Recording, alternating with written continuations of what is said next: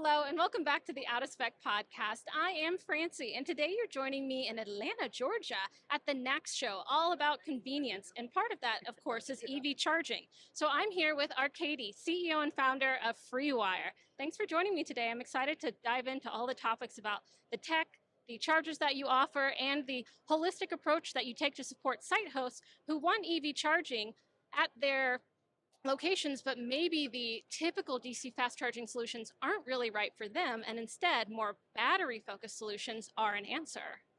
Thanks for having me, Francie. I really appreciate it, and let's dive into the story. Hi everyone, my name is Arcady, and I'm the CEO, and I founded FreeWire about 10 years ago in 2014. At that point, I was going to graduate school. I got my MBA from UC Berkeley. I'd always been passionate about anything automotive. In fact, if you go back to my childhood, I immigrated to the country, and quickly after my family and I immigrated, my dad became a taxi driver, and he drove a cab for 26 years.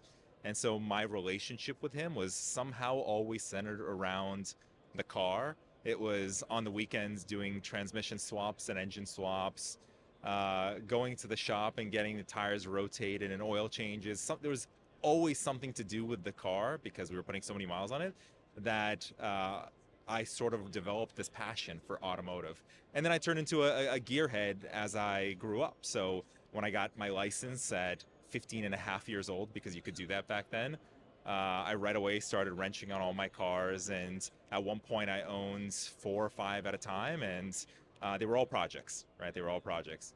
I had always wanted to work in the automotive industry, but I wasn't in Detroit. I was in California. And I also didn't necessarily want to work in combustion. So at that time in 2014, you saw the first few electric vehicles hit the road, and Tesla had just launched their Model S. I don't even think I had seen one at that point, but it was announced at that point. There were a few Roadsters here and there. There were a few Nissan Leafs. And I said, this may be an opportunity for me to do something and take a risk. And I wanted to look for the hardest possible problem for me to try to solve. And it's funny, I looked at, well, should I build an electric vehicle? And that wasn't the direction I was going to go in. I actually thought I spotted a harder problem, which is utility infrastructure. And I said, we're going to need fast charging and at some point ultra fast charging. And I don't think we have the power for that. I don't think our utility grid is ready for that. So started sort of ideating around that and building what we think is pretty compelling technology today, which I'm happy to tell you more about. Yes, great, thanks. I can see the natural progression from, your dad's job as taxi driver to gearhead and then to electric vehicle. So you don't shy away from a challenge, which I appreciate. And I can see that with FreeWire as well, because as you said, utility can be a huge part. You can get a site up, but then you can be waiting months for utility to catch up, to allow you to get access to the grid, to get a site running. So tell me, how does FreeWire jump that hurdle? And then we can go into the equipment that you have here and tell us about the updates and the background and the big specs. Yeah, I'll give you a real example of the problem that the industry is facing today. So I sat down with one of my customers yesterday, and they are a fleet customer. So they have a fleet of Class 8 electric trucks, which is also really cool to see that they're on the road these days. They went out to our utility, PG&E in California, and said, I need new power to this site, to their fleet site. And PG&E quoted them 2027 before they could get the power delivered to the site. And then once it was delivered, they could only use a third of that power between the hours of 4 to 9 p.m. So this fleet is going, my trucks are coming in next month. And I don't know, I don't have any other choice. So that's fundamentally the problem we're solving. And yes, that's on a fleet example. That's a big, big site. But we do it for retail customers all the time. Gas stations and convenience stores, customers like Circle K and Phillips 66 and Chevron, where we're deploying high power charging on their sites, but we're not requiring them to do any utility upgrades. So we have low power feeding in, high power going out, and the battery acting as somewhat of a buffer. Very cool, and a very cool problem that you're attempting to solve. So let's go over into what FreeWire has and take a look at some of the solutions. So One thing too is that you are selling the hardware, right, to site hosts. But then on the back end, what are the services you're providing? Yeah, I can describe all of that. So if you look at the company, now I've been running the company for 10 years, so it's definitely evolved over time. If you look at the company probably 18 months ago, much of what we were doing was supplying this hardware, this battery integrated ultra fast charger, and we were supplying it to these retailers and to fleets. But over time, our scope sort of expanded. We grew as a company ourselves. So today we're about 230 people. 18 months ago, we were probably less than 100. And we started by offering first charging management software. So we have a platform called AMP that you can go into and do charging management, set pricing, set access control policies. You can actually create a load profile that you want the charger to follow. So you can say, between the hours of 2 to 6 p.m., don't pull from the grid unless my battery falls below 40% state of charge. And you can do that hour by hour to create this really interesting customized load profile that then, of course, helps your utility infrastructure and your costs, your OpEx. So we started with that charging management software. We then started integrating that software with some of our retail customers' existing systems. So we integrated with payments. With customers like Parkland and Phillips 66, we're integrated with their payments rails. We integrated with the loyalty. So if you're a Parkland customer, you can download their loyalty app called Journey, and you can start and stop charging and pay for charging and earn loyalty points for charging right on that app. And all of that functionality is basically an API from FreeWire system. We also then started offering all of the field support, the maintenance. We actually send our own technicians out on planes, getting out to customer sites every single day, same day service. We have spare parts facilities all over the country. And that's what we have to do to make sure our customers are happy and that these chargers are up and running. Now, we started doing work on the pre-sale side as well. So we spun up a group called FreeWire Solutions. So we're doing design, engineering, construction work. So especially for a lot of our fleet customers, they want one company and one entity to come in and provide them everything. So we're out there doing site walks, assessing electrical infrastructure, and actually installing these units in the ground ourselves.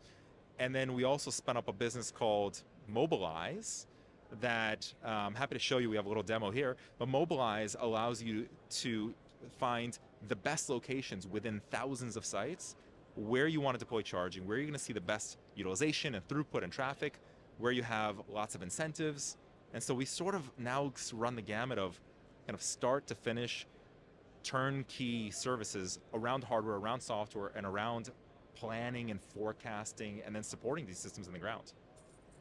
Very cool. So you've widened the scope a little bit, but it doesn't seem to be scope creeping really. You're trying to get that whole picture of solutions for your site hosts. And part of the big appeal of FreeWire is that you're not depending on the utility because you have this battery energy storage system on site. So is that really more cost effective than the other options for DC fast charging? And if so, how? Can you explain that a little bit more and touch on the incentives and how they differ, especially from the federal government?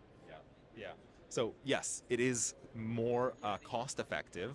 And people sometimes have a hard time understanding that, because when you look at the price of the charger, it is more expensive than an equivalent charger from someone like an ABB or a Tritium. And that makes sense. You have a very large battery embedded inside that charger, so there isn't an extra cost element. But you're mitigating the costs that you would need to spend behind the charger. Transformers are not cheap, and they're not easy to get right now, actually. Switchgear, power distribution panels, meters, and all of the work you would need to do to interconnect all those distinct components, the concrete pads you need for each of them, the bollards you need for each of them. So when you factor all that together, our cost is actually lower on a project compared to traditional chargers. That's on a gross basis. The interesting thing is there are also these really compelling incentives that were announced as part of the IRA that we qualify for that other systems don't. So your viewers might want to think about underneath the IRA, there's something called the EV charging tax credit. And so that's what a lot of companies are talking about. The EV charging tax credit is great. It's 30% off of your total system cost, but it's only applicable in low income or rural communities. And this is, by the way, as an aside, due to an 11th hour negotiation with Senator Manchin and the Biden administration, they basically said it's only for rural and low income communities. But our system qualifies for something called a different tax credit called the energy storage tax credit, which is specifically designed for battery systems. And our system qualifies for that. And that energy storage tax credit is more lucrative. It's up to 50%, not 30%, but up to 50% tax credit. And it's available everywhere across the country, no matter what. No income limitation, no geographic limitation. So it's already more cost effective day one, and it's significantly more cost effective once you factor in these added incentives that exist for battery storage systems. Very interesting. And I know how your Mobilize application can help site hosts really find out those, you know, ideal sites, like you were saying, and that includes that incentive. So thanks for diving into that. Now let's get into the nitty-gritty technical details of your chargers. So you have not only the fleet charging, but also the DC fast charging, right? So can you tell me a bit about them? Do you want to look at this one? There's that one over there. Does this one work? Good enough. I mean, they're all dummy units anyways. Yes, exactly. Can you tell me about what is the specs of the battery, the modules, the amperage, and everything? Yes. Yeah. And I think a lot of your viewers have used one. I hope will have used one of our stations in the field, and I'm happy about that. So the system is a 200 kilowatt charger. So 200 kilowatts going out. We can do dual simultaneous charging, and we can split it 100 kilowatts on each side. So you can do 100 kilowatts on one handle, 100 on the other, or 200 on a single handle. And the input power is about 27 kilowatts peak. Now, it never really hits 27 kilowatts. Generally speaking, what we're seeing is 22, 23 kilowatts is actually what it's drawing from the grid. Of that, 20 kilowatts are being used to charge the internal battery. So the way you should think about the system is 20 going in, 200 going out to the vehicle to charge that vehicle, and then the battery has to be sized appropriately so that you don't run out of charge in most cases. You can run out of charge, certainly, but you don't want to run out of charge in most cases. So the battery is a 160 kilowatt hour battery pack. And if a lot of your viewers have seen the units, you can sort of think about the bottom half of the whole system. That bottom half is all a battery. And that's 160 kilowatt hours, which is pretty high energy density for a battery pack. If you want to compare that to, let's say, the Tesla Power Pack, the Tesla Power Pack is more like 8 feet tall, 4 by 4 feet on the ground, and that's about anywhere from 180 to 230 kilowatt hours. We're 160 kilowatt hours, but we're 3 feet by 3 feet by 3 feet high. So it's a cube about this high. So it's really high energy density on the pack itself. Now, how many vehicles can we charge in a day?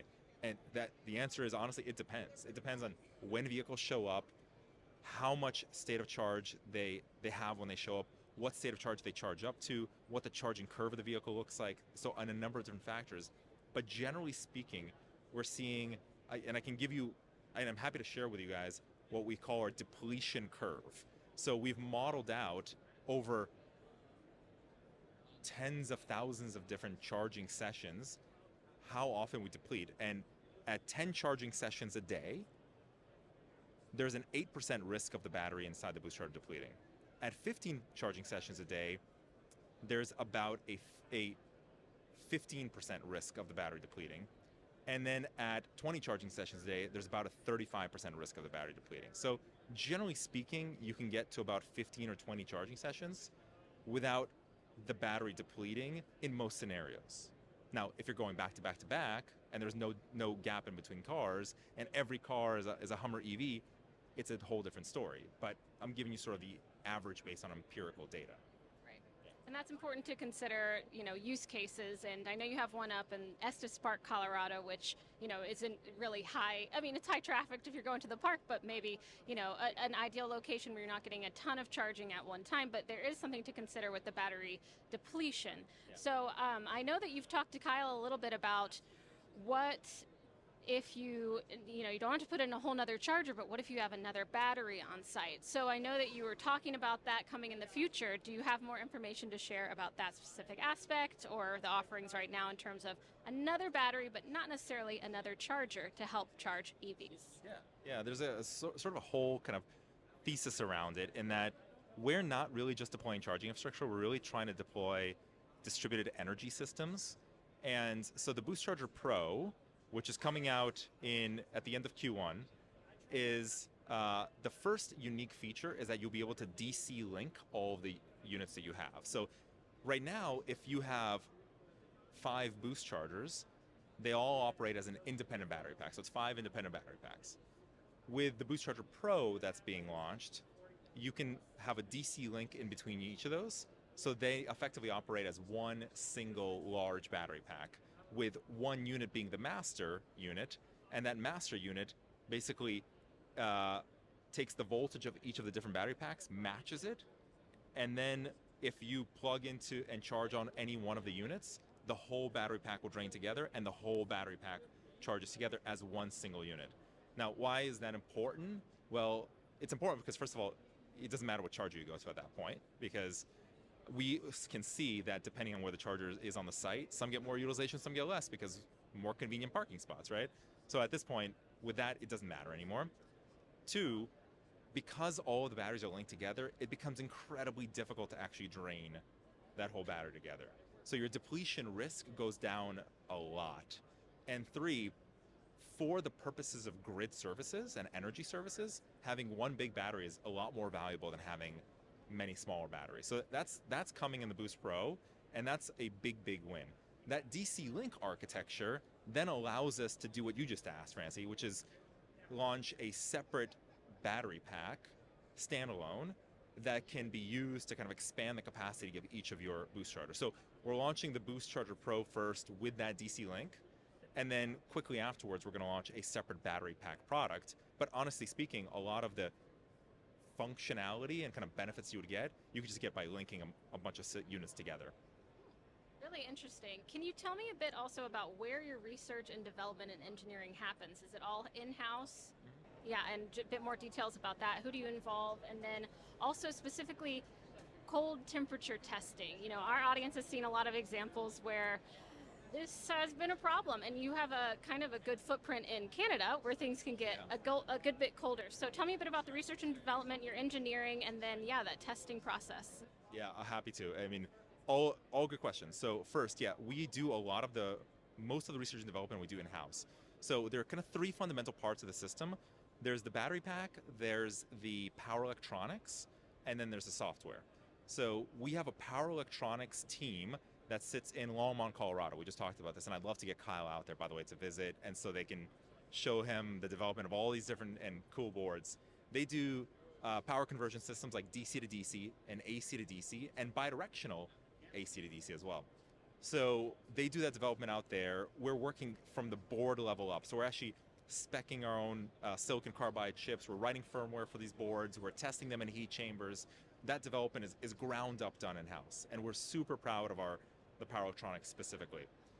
On the Boost Charger 200, we have our own proprietary 200 kilowatt sort of DC to DC converters. On the Boost Pro, we're launching our next generation DC to DC converter. We have it called codename Bronco because it's being developed near Denver. Broncos, you get it, right? So codename Bronco, and that is going to be able to provide significantly higher efficiency. So we're 99.1% efficient on that system, and a little sneak preview, probably more power. I'm just going to leave it at that. Battery pack development we do in California. So we have a R&D facility in Newark, California, which is the town next to Fremont, which is where the Tesla factory is. And there we buy cells from third parties, right? In fact, we buy our cells from Smyrna, Tennessee. We talked about this a little bit earlier. We get those cells in-house, and then we build the pack ourselves. So we're combining all these cells. We're doing all the electrical systems and the mechanical systems, the thermal systems, and then the software development around the battery management system. All of that we do in-house, and then we take this pack through kind of UL certification and performance testing ourselves. And then all of those get combined into the total system, and then we write the software to be able to manage vehicle interoperability and communications, thermal management. A lot of thermal management is actually software. How the battery management system interfaces with the power electronics, all that we write in-house. And so there's a lot of sort of vertical integration there. You were asking about cold. So if you look, I'll tell you a funny story. If you look at our spec sheet today, our spec sheet says negative 20 degrees Celsius, right? And we had a bunch of customers from Canada, Parkland's being one, and they came and they said, can't you do colder? And we go, yeah, we're pretty sure we can, but there's not a single lab in the US that can test this to those cold temperatures. When we were testing to -20°C, we had to put it into a thermal chamber. We had to get liquid nitrogen tanks, and we were refilling those tanks every 6 hours for 30 days. Every 6 hours we refill the tanks because we just had to get the thing cold enough. And the thing is such a large system and a large mass, we couldn't keep it cold. It would just heat up all the time. So we couldn't test to less than -20, but we knew it could do it.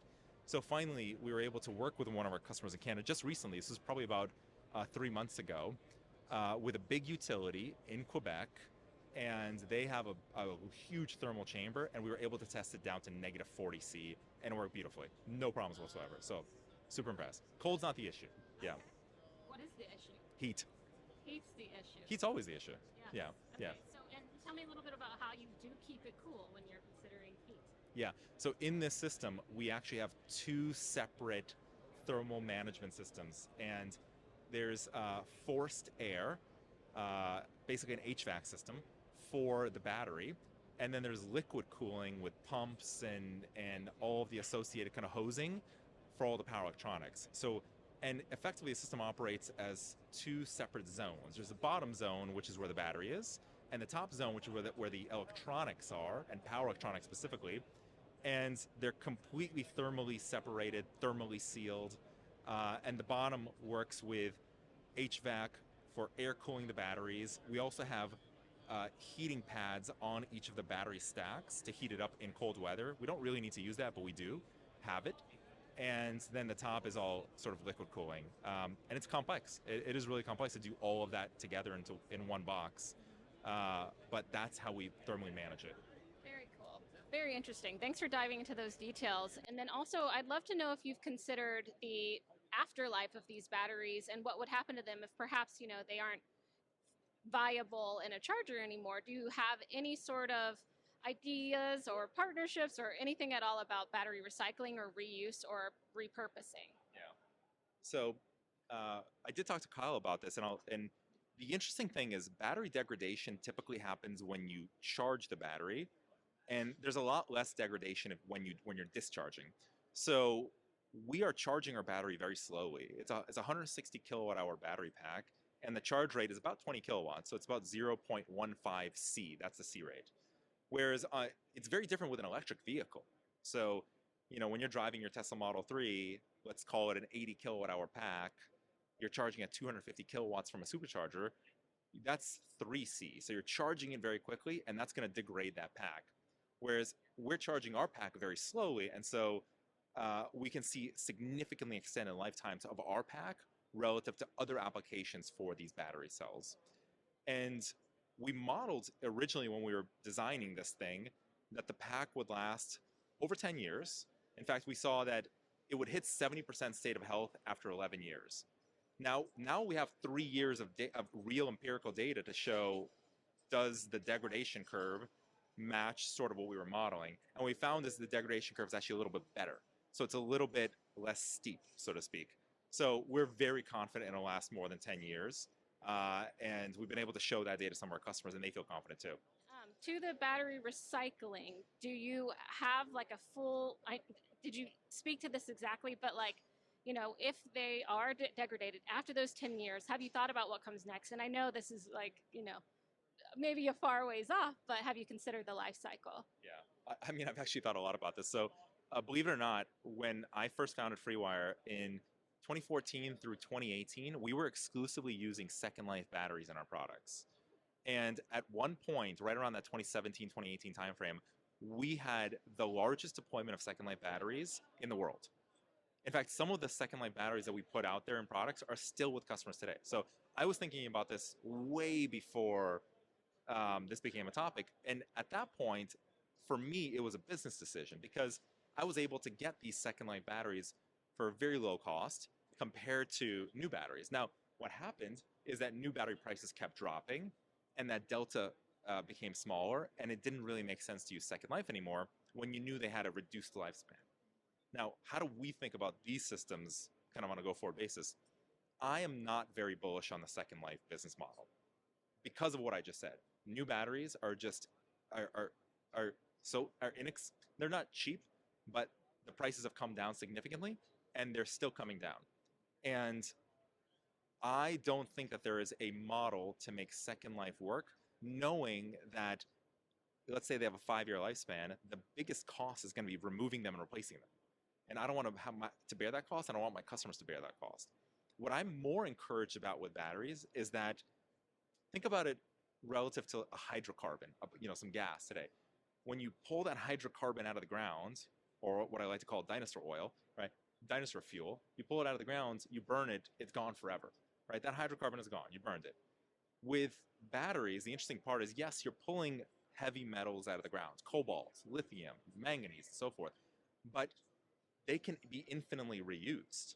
So what I am super bullish about is stuff that Redwood Materials is doing, as an example. They're able to basically take the battery and extract all of these precious metals and use them in the production of new batteries, and there is no impact to the performance of that battery. It will be like a brand new battery all over again, and you can do that infinitely. So that's what I think we need to scale up as an industry. Is like Second Life could have some applications from a project basis, but I think large scale it's going to be extracting the metals and using them in the production of new cells. Yeah, I've been really interested in Second Life of batteries and recycling, and I know that I've seen really cool entrepreneurs that are taking Second Life batteries and helping them like power homes like overseas, and that is definitely an option when we still have that energy left. But the recycling, like you said, is such a great option, and I've said it before and I'll say it again, this closed loop circle for EVs, EV batteries, and the supply chain isn't really closed loop. So more and more effort to close it, I think, is really interesting. Redwood is a great effort, and then we just recently did a podcast on nanotech and BASF combining forces. So interesting to know that you're thinking about that, and I'd love to ask, because I have to. So Hyundai announced today that they're going NACS, just another automaker, just going to NACS in the future. Of course, this is a couple years in advance, and I see here, you have your CCS and the CHAdeMO. So what is FreeWire's plans for NACS? Yeah. So next time Kyle comes and visits the facility, I'll show him. We have NACS running the facility. The issue is not the technology or the cable or the coupler. The technology is easy. We have it working. We can plug it into a Tesla and it's charging cars just fine. It's the supply chain around it. So we worked with Tesla. They put us in touch with the supplier that they currently use for their own cables. We're working with them on a supply agreement. They haven't gotten that cable UL certified yet, is another part of the problem. So we're negotiating a supply agreement. They're simultaneously working on UL certification of that cable, and then we can bring that in and insert it into our manufacturing process, which means documentation on our side, getting it into our factory, and getting it on the line. You're still looking at probably, they say they're going to get UL certification by the end of the year. I don't really believe it. I think you're probably looking at 2 or 3Q before you'll see this out in the field widespread because of some of those kind of delays. Right. So a bit out of your own hands there, waiting for that. Okay, great. And then I'd love to dive into this technology that you have to support your site host here, Mobilize, right? Yeah. So you just recently acquired this company? Yeah, it was about a year and a half ago. Okay. And what is the benefit here? I'm a site host, and how can you help me decide when and where to put in a FreeWire charger? Yeah, great. So, this is the biggest issue in the space, is that these retailers have so many sites, and they don't have the wherewithal or the time to be able to deploy charging on every single one today. They need to know where to target right away, and they need to have data to figure out utilization. They need to know where the incentives are, and so on and so forth. So let's load up an example brand. Let's look at Chevron as an example. Chevron will have, it'll pop up in a second, probably 6,000 or 8,000 sites across the country. And you can see all of these blue dots represent all the Chevron locations. All Chevron has to do is send us their addresses, right? We load that into the system. We start looking, okay, what states do we want to target? Let's just for a second assume we want to target California, obviously. So we'll load up all the Chevron sites in California, and you're going to see a bunch of data pop up right away behind their sites. These green lines, which sort of fade into darker blue as you get closer to the cities, this is traffic data. So I know how many vehicles are driving over these highways and thoroughfares and roads every single day. I can also see the location of all existing charging infrastructure. So these are Tesla superchargers and EA stations and EVgo stations. I can see where they are. I have data on their pricing. I have utilization data from them. I know how many chargers are out there. So that's helping inform my model. And I also have incentive data built in. So I can load up all of the NEVI corridors. These purple lines are all the NEVI locate corridors across the country and specifically in California. So let's say Chevron says, I want to chase incentives and I want to specifically focus on NEVI sites. So can you click NEVI up there, that button for me? That down selected and shows you just all the sites that qualify for NEVI, right? But let's forget about NEVI for a second. Let's not chase incentives. Let's go and just look for good sites. So unclick that, right? I'm going to turn off my NEVI corridors and now click high traffic and then click high EV. So now you've found the sites that have the highest traffic near them and the highest EV penetration. And now you know that, hey, these sites are probably going to be pretty good. And I can start down selecting into them and saying, okay, this is Mountain View, a Chevron site that has 250,000 vehicles drive by every single day. My median income is pretty high. It's 140,000 there. My EV adoption is 5.3%. I'm going to down click and do some deeper analysis on some of these sites. So let's now go and do what we call a premium analysis on one of these Chevron sites, right? So this is a Chevron in Mountain View, and a few things I can tell right away is I have a site score for it, and on a number of different factors, EV adoption, whether it's a charging desert or not, I think you know what that means. Garage orphans, whether they have homes or they're in apartment buildings, road trippers. But behind that score is just a bunch of data. So here's an example of some of the data that we saw earlier: traffic, existing EV charging stations. Some of these chargers I can actually see right away what they're pricing. So this is an EA site, 40 cents per kilowatt hour. There are 3 chargers there. But this is my green site right there. I can go into satellite data and figure out where do I want to place my charger. I can also look at my visitor origins. So this is really powerful data. This actually shows you where your drivers are coming from. And we use cell phone records to figure this out. So I know that to this Mountain View site, folks are coming sort of from San Jose and San Francisco, and a bunch of folks are driving in between.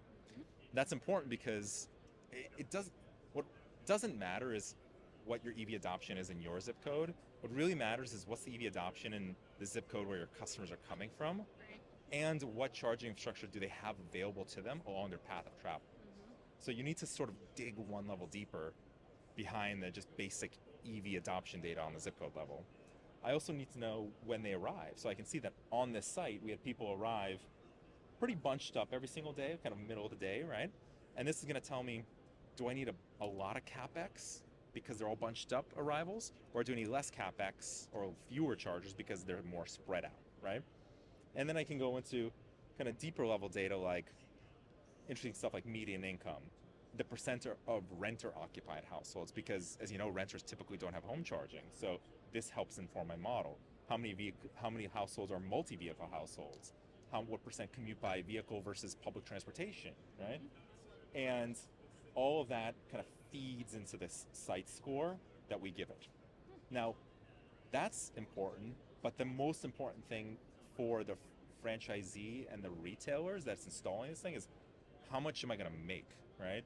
And so this is a summary, but I'll actually go a little step further here and show you, this is our cash flow forecasting tool. And it does a couple different things that are pretty cool. At the end, it spits out your cash flows and how much money we think you'll make on charging. But it does that with a couple different ways. One, you give it your utility data. So we have a utility bill already loaded here, but I can add a new utility bill. You can upload a PDF as an example, and it'll actually read your utility bill, figure out what rate tariff you're under. It'll look at your existing load profile, so it knows when you're turning on your HVAC or when your pumps are turning on, and it'll smartly try to hide the EV charging load that we expect within the sort of curve that you already have. Interesting.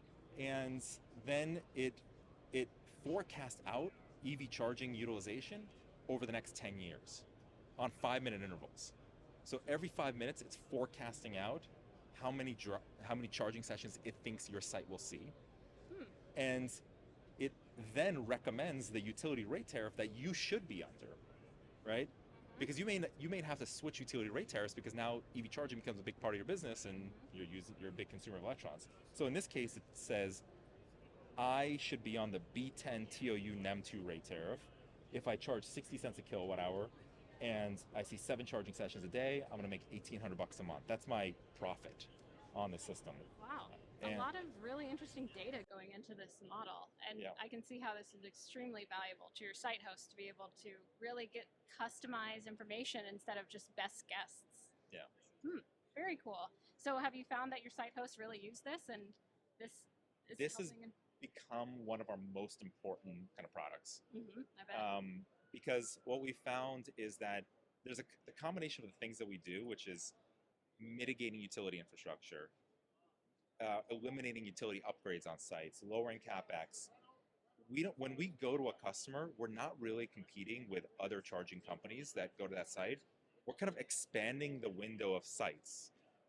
We're going to customers that would have otherwise never considered charging because they either didn't want to deal with the utility upgrades or they didn't know they could make money. Right. And so when we go to a site, we go in with confidence saying we can install this quickly, it's going to be lower cost, and you're going to make money. And I think the benefit that we're giving to consumers, to drivers, is that you're going to find charging in more locations because of the work that we do than if we had just relied on, the traditional charge point operators to put, 10 charger sites up, right? Right. Yeah. Yeah. Very interesting. So you have this more and more, like we said, kind of holistic approach growing for your business model where you can really support site hosts that want to integrate FreeWire and chargers into their offerings. And as of late, what have been your biggest challenges?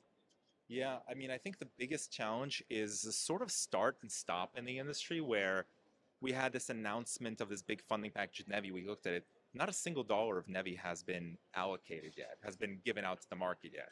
So I think a lot of our customers see this lucrative incentive package, and have said, "Oh, I'll just wait until NEVI's available." And the states keep delaying and delaying and delaying, and that's been really frustrating. I know some of your clients have probably talked to you about that as well.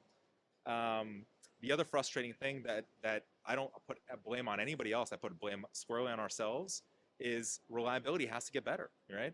And we need to get to a point where the industry is 3 nines of reliability, and the industry is just not there yet. And there are hundreds of different reasons for it, right? Every single day we're facing interoperability issues with cars, right? Automotive OEMs come out with a new vehicle, and all of a sudden the communication protocol changes slightly. I know Kyle has been a big advocate of standardization. It's not there yet. Standardization is not there. We're dealing with those issues every single day. The suppliers for some of this equipment are still immature, frankly. I mean, we saw a few years ago issues with a certain cable supplier where the handle would cause charging issues, and I think you know all about it. Your viewers know all about it. I mean, and that's just the one we know about. Trust me, I'm in this industry. I see dozens more that your viewers don't know about, and it's frustrating. And we are part of the problem as well because we need to do more testing. We need to go out there and spend a lot of time on engineering R&D. And I promise you, we are trying. We are all trying, but there's still a little bit of frustration going around, right?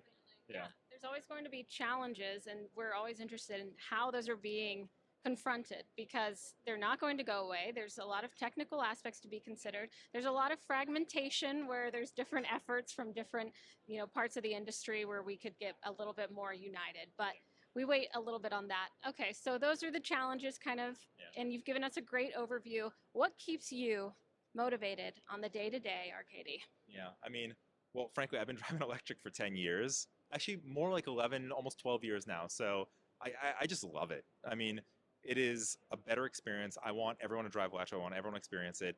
I love my team, right? I built it up into 230 people that have bought into the vision when we were a small company. I think we're doing something really exciting. I think we are innovating in an innovative industry, right? So we're on the sort of bleeding edge of innovation in an industry that's is still innovating itself, which I think is always fun and always interesting. And I can see the light at the end of the tunnel, which is so great. It is, and by light at the end of the tunnel, I don't mean the end. I mean, it's, EV adoption is there. 25% of new vehicles sold in California last quarter were electric. 7% of new vehicles sold across the U.S. last quarter were electric. I mean, you're seeing this wave of electrification happening. And so knowing that the light is at the end of the tunnel has been really motivating compared to, Francie, frankly, 2014 through 2018, 2019, when it was still hit or miss as to whether this would be a thing or not. Thanks. Yeah, it's been really cool to dive into FreeWire. And thank you for joining me today on the Out of Spec podcast. And we'll hope to see you again soon. Anytime. Thank you so much.